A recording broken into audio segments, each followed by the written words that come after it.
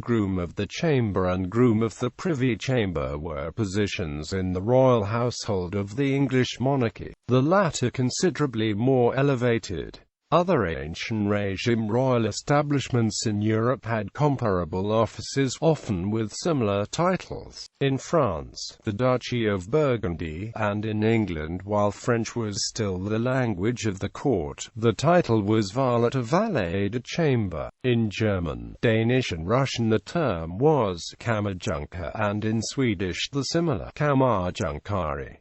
In England, traditionally, the English court was organized into three branches or departments: the household, primarily concerned with fiscal more than domestic matters, the royal purse; the chamber, concerned with the presence chamber, the privy chamber, and other more public rooms of the royal palaces; as the bedchamber was concerned with the innermost. The bedchamber focused on the most direct and intimate aspects of the lives of the royal family, with its own officers, like the groom of the body and the squire of the body. The chamber organization was controlled by the Lord Chamberlain, if he was the general of a small army of servitors. The grooms of the chamber were his junior officers, with ushers and footmen the foot soldiers. The grooms wore the royal livery, served as general attendants, and fulfilled a wide range of specific functions. Grooms ranked below gentlemen of the chamber, usually important noblemen, but above yeomen of the chamber. They were mostly well-born, on a first rung of a courtier's career. The office of groom of the chamber could also be bestowed in a more honorific manner upon people who served the royal household in some less direct way. The early Tudor poet Stephen Hawes became a groom of the chamber in 1502, under Henry VII. In the reigns of the early monarchs of the House of Stuart, James I and Charles I,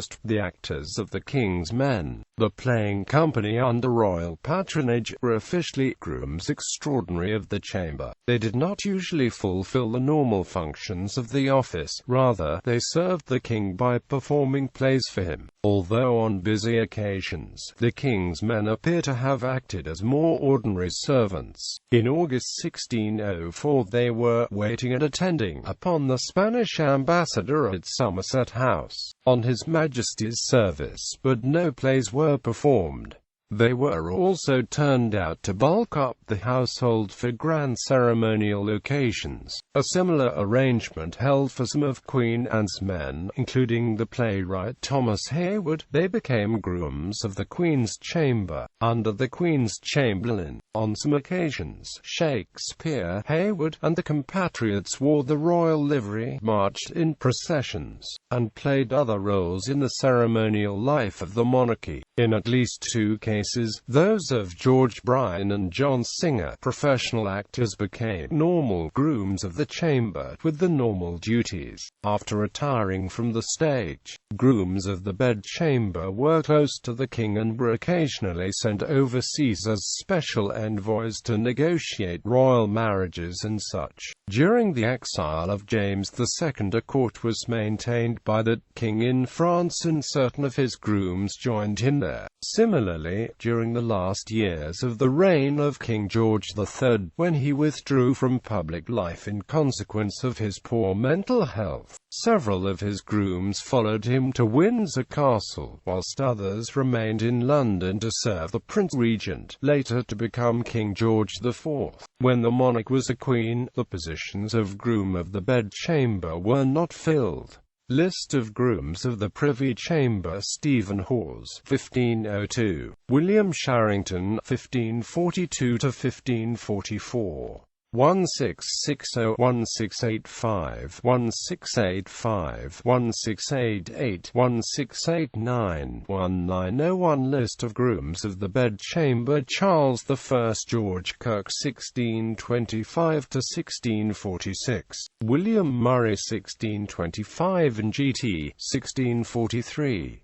William Legge, 1645 to 1647.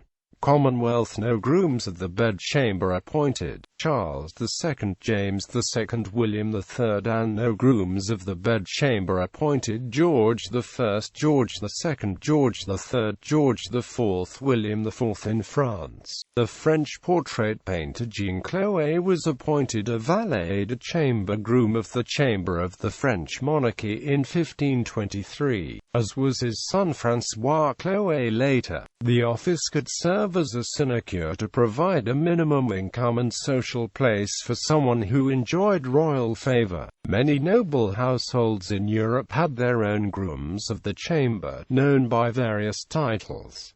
See valet de chambre for a fuller account.